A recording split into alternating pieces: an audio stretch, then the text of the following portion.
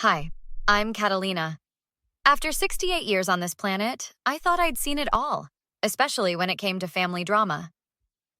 My late husband Harold and I raised 3 children in this very house, a modest but comfortable 3-bedroom on Maple Street that we paid off 20 years ago. My eldest son Michael visits every Sunday with his wife Linda and my 16-year-old granddaughter Emma, usually just in time for the pot roast I've been preparing since dawn. Grandma, your cooking puts those fancy restaurant chefs to shame, Emma said, helping herself to seconds. Her long, dark hair, so much like mine at her age, kept falling in her face as she ate. Michael chuckled while checking his phone. Mom's always been amazing in the kitchen. Remember when Dad tried to cook Thanksgiving that one year? Oh, goodness, I laughed, passing the gravy boat to Linda. The smoke alarm went off 3 times and we ended up ordering Chinese food. Linda smiled thinly, barely touching her food. Catalina, have you thought any more about our suggestion? About the senior community? I set down my fork. I've told you both. I'm perfectly comfortable right here. Mom, we're just concerned. Michael leaned forward, his voice taking on that patronizing tone he uses when he thinks he's being reasonable. Living alone at your age isn't practical. What if you fall? What if there's an emergency? I have my alert bracelet, my neighbors check on me daily, and I'm still driving myself to Bridge Club every Thursday, I replied, trying to keep irritation from my voice. My doctor says I'm healthier than most people 10 years younger. The conversation mercifully shifted to Emma's debate team victory, and dinner concluded without further discussion of my living situation. After dessert, Michael and Linda left to pick up prescriptions before the pharmacy closed, leaving Emma to help me with dishes. Grandma, Emma whispered, glancing toward the door. I need to tell you something. I turned off the faucet. What is it, sweetheart? I overheard Mom and Dad talking last night. Emma's voice trembled. They're planning to have you declared incompetent. Dad already talked to some doctor friend who's willing to help. They want your house and your savings. They keep saying it's for my college fund, but I heard Mom talking about a vacation home in Florida. My hands gripped the counter. Are you certain about this, Emma? Positive. They have papers drawn up already. I saw them in Dad's office. And her voice dropped even lower. Mom said they'd put you in Sunny Meadows if you resist. Sunny Meadows, the lowest-rated care facility in the county, where my friend Eleanor had been neglected until her daughter finally moved her. Dad keeps saying they deserve your money after all they've done for you, Emma continued, tears forming. But they hardly do anything. I'm the one who brings your groceries and helps with your garden. I pulled her into a hug. Thank you for telling me, sweetheart. What are you going to do? Emma pulled back, eyes wide with worry. Don't you worry about that. I smiled, my mind already whirring with possibilities. But I need you to act normal around them. Can you do that? Emma nodded solemnly. They want to take you to that doctor next Tuesday. They're going to pretend it's just a regular checkup. As we finished the dishes in silence, one thought kept repeating in my mind. My own son was plotting to take everything from me. The betrayal stung worse than any physical pain I'd ever experienced. They won't get away with this, I whispered to myself as I watched Michael's car pull back into the driveway. Not with my home, not with my dignity, and certainly not with my future. James, I need your help, I said the next morning, seated across from my late husband's best friend and our family attorney for over 30 years. His office hadn't changed much. Same leather chairs, same wall of law books, same smell of coffee and peppermint. James adjusted his glasses. What's troubling you, Catalina? You sounded urgent on the phone. I recounted Emma's revelation, watching his expression shift from concern to outrage. That's elder abuse, plain and simple, James said, jotting notes furiously. Michael's always been impulsive, but this crosses every line. What evidence do we have? Only Emma's word right now, I admitted. But she mentioned documents in Michael's home office. James tapped his pen against the legal pad. We need more than hearsay. Do you have access to their house? I still have the emergency key they gave me years ago. I hesitated. But breaking in doesn't seem... Not breaking in. James interrupted. You're going to pay a grandmotherly visit while they're out. Emma can help. But first, we need documentation of your current mental state. By Thursday afternoon, I'd visited 2 independent doctors who confirmed my cognitive abilities were excellent for my age. James had filed protective orders, but we still needed proof of Michael's intentions. Catalina, what a surprise! Sarah exclaimed when I visited her later. My neighbor of 20 years poured us both iced tea on her porch. Is everything all right? You look troubled. I'm being targeted by my own son, I said bluntly. Sarah nearly dropped her glass. Michael? But he always seemed so devoted. Appearances can be deceiving, I sighed. He and Linda are planning to have me declared incompetent to take my house and savings. That's monstrous. Sarah's voice rose. What can I do to help? Be a witness to my mental state. And... I hesitated. I may need you to testify about what you've observed of my capabilities. Sarah reached for my hand. Absolutely. You know, now that you mention it, I've noticed Michael inspecting your property recently, taking photos of your garden shed and garage when he thought no one was looking. This new information sent a chill through me. When was this? Last Thursday, while you were at Bridge Club. I thought maybe he was planning a surprise renovation for you. My phone buzzed with a text from Emma. Coast clear, they're at the club until 5. Sarah helped me to my feet. Go get what you need. And Catalina, give him hell. An hour later, Emma led me into Michael's home office. Bottom drawer, she whispered, keeping watch at the door. It's locked, but I know where he hides the key. Sure enough, in a folder labeled Mom Arrangements, I found documents outlining their plan. A petition for guardianship claiming my deteriorating mental state. A letter from Dr. Phillips, Linda's cousin, not even my doctor, supporting their claims. And, most damning, emails discussing how they'd sell my house and split my savings. They can't really do this, can they? Emma asked, her voice small. I photographed each document carefully. Not if I have anything to say about it. As we finished, we heard a car door slam outside. They're back early, Emma hissed. We barely made it to the living room when Michael and Linda walked in. Mom, what are you doing here? Michael asked, suspicion immediately clouding his features. Just visiting my favorite granddaughter, I smiled sweetly. Is that a crime now? So, Mom, Michael said carefully during Sunday dinner. Don't forget about your doctor's appointment Tuesday. I set down my fork.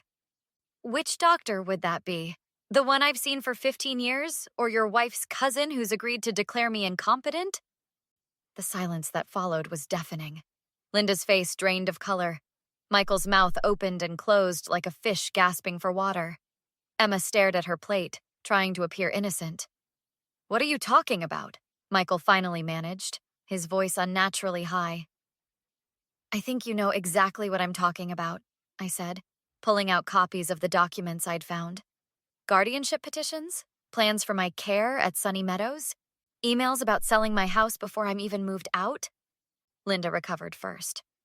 Where did you get those? You broke into our house? I used the key you gave me for emergencies, I corrected. And finding out my son and daughter-in-law are conspiring to steal everything I own certainly qualifies as an emergency. Mom, you're twisting everything, Michael insisted, sweat beading on his forehead. We're concerned about your well-being. You've been forgetting things, leaving the stove on. Liar! Emma burst out. Grandma has never left the stove on. You made that up. Emma, stay out of this, Linda snapped. This is adult business. I folded my hands calmly. Michael, I've seen 2 independent doctors this week who have certified my cognitive abilities are perfectly intact. I've also spoken with James. James? My dad's old buddy? Michael's voice rose. He's not even a real lawyer anymore. He's semi-retired. He's real enough to file elder abuse charges, I replied evenly, which he's prepared to do unless we reach an understanding today. Michael slammed his fist on the table, making the dishes jump. This is ridiculous! We're trying to help you! By declaring me incompetent? By forcing me into the worst care facility in the county? By selling my home out from under me? My voice remained steady even as anger coursed through me. That's not help, Michael. That's theft. You ungrateful, Linda started, but Michael cut her off with a warning look. Mom, he tried again, voice softening to the patronizing tone I'd grown to hate. You're getting older. Accidents happen. We're just trying to be prepared. By discussing how you'll spend my money? By planning Florida vacations with my savings? Emma gasped. You said it was for my college fund. Linda pointed a finger at me. You've turned our daughter against us. I didn't need to, I said. Your own actions did that. Michael's expression hardened. Fine. We were trying to be nice about this, but you leave us no choice. You're clearly paranoid and delusional. We'll proceed with the guardianship petition immediately. You do that? I smiled thinly. I'm sure the judge will be very interested in these documents and emails. You can't prove anything, Linda hissed, standing up. It'll be your word against ours. Who do you think they'll believe? A confused old woman or her concerned son? A confused old woman with documentation, witness statements, and medical evaluations, I corrected. Not to mention a granddaughter who overheard everything. Michael turned to Emma, betrayal written across his face. You did this? You went behind our backs? Like you went behind Grandma's? Emma shot back. Michael's face contorted with rage. He grabbed my arm roughly.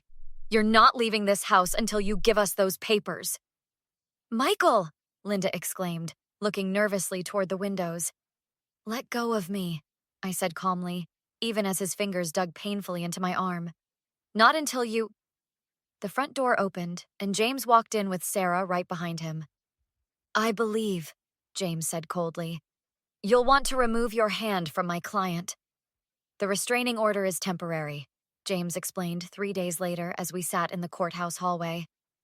But given the documented physical assault and the evidence we've presented, I expect the judge will make it permanent. I nodded, watching Michael and Linda huddled with their attorney across the hallway. They hadn't expected me to fight back. They certainly hadn't expected the wealth of evidence I'd gathered. What about Emma? I asked quietly. James adjusted his glasses. The judge has granted your petition for temporary guardianship while the investigation proceeds. Child Services interviewed her yesterday, and her statement matches yours exactly. The courtroom doors opened, and the bailiff called our case. As we filed in, Michael tried to approach me. Mom, please, he whispered urgently. We can work this out. I was just worried about you, that's all. Save it for the judge, I replied, walking past him. The hearing was mercifully brief. The judge reviewed our evidence, noted the visible bruises on my arm from Michael's grip, and listened to Sarah's testimony about witnessing the assault through my dining room window. Your Honor, Michael's attorney argued, this is a family matter that's gotten out of hand. My clients were acting out of genuine concern for Mrs. Rivera's welfare. Genuine concern doesn't usually involve planning to sell someone's home without their knowledge, the judge responded dryly, reviewing the emails we'd submitted. Nor does it involve arranging for a medical diagnosis from a doctor who has never treated the patient. When the ruling came, it was decisive. The restraining order was made permanent.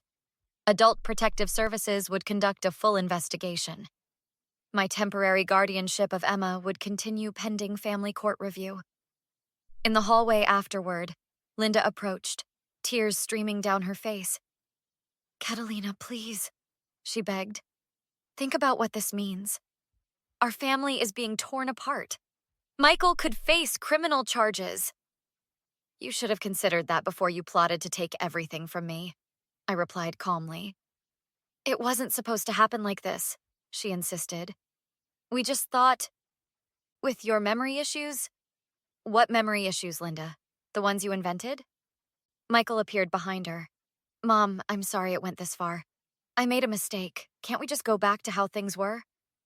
I looked at my son. The boy I'd raised, the man he'd become, the stranger who'd betrayed me so completely, and felt nothing but a hollow sadness. No, Michael, we can't. Actions have consequences. So that's it? He demanded, voice rising. 50 years as your son and you throw me away over one mistake? This wasn't one mistake, I corrected him. This was a calculated plan to strip me of my home, my savings, my independence, and my dignity. You were willing to lock me away in a facility known for neglect, so you could take everything I worked my entire life for. What about Emma? Linda tried. She needs her parents. She needs parents she can trust, I countered. Right now, that's not you. James gently touched my elbow.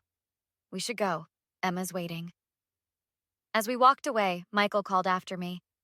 This isn't over, Mom. I didn't look back. 6 months later, Emma and I sat on my back porch, watching cardinals at the bird feeder Harold had built decades ago. Do you ever miss them? Emma asked quietly. I considered the question carefully. I miss who I thought they were. I miss the son I believed I'd raised. But that person doesn't exist. Maybe never did. The court says I can decide about visits soon, Emma said. They've completed the parenting classes and counseling. And what do you want to do? She shrugged. I don't know yet. They seem sorry, but you're not sure if they're sorry about what they did or sorry they got caught, I finished for her. Exactly. She leaned her head against my shoulder. I'm glad I told you what I heard. So am I said, putting my arm around her. So am I. The investigation had uncovered other victims of Michael and Linda's schemes, elderly neighbors they'd helped with finances, distant relatives whose heirlooms had mysteriously disappeared. The legal proceedings were ongoing, but one thing was certain. They would never control my life or Emma's future. Do you think people can really change, Grandma? Emma asked, watching a cardinal feed its mate. I think they can, I replied honestly. But earning back trust? That's the hardest part of all. What would you do if someone you loved betrayed you like this? Would you ever be able to forgive? Or would you draw a firm line like Catalina did? Share your thoughts in the comments below.